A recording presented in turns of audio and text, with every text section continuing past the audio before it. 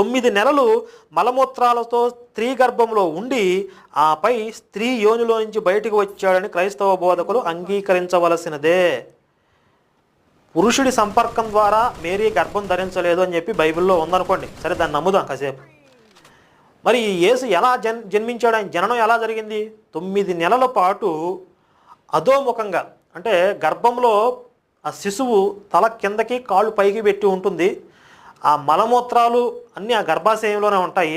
ఆ మలమూత్రాలతో నిండి ఉన్నటువంటి ఆ గర్భాశయంలో అధోముఖంగా గర్భస్థ నరకం అంటారు దాన్ని. శిశువు గర్భస్థ నరకాన్ని అనుభవించాలి 9 నెలలు. ఆ గర్భస్థ నరకాన్ని అనుభవించి స్త్రీ యోనిలో నుంచే బయటకు వచ్చాడు కదా. దానికి కూడా పరిశుద్ధతగా పైనుంచి ఏం దిగిరాలేదు కేసు. స్త్రీ యోనిలో నుంచే సాధారణంగానే జన్మించాడు.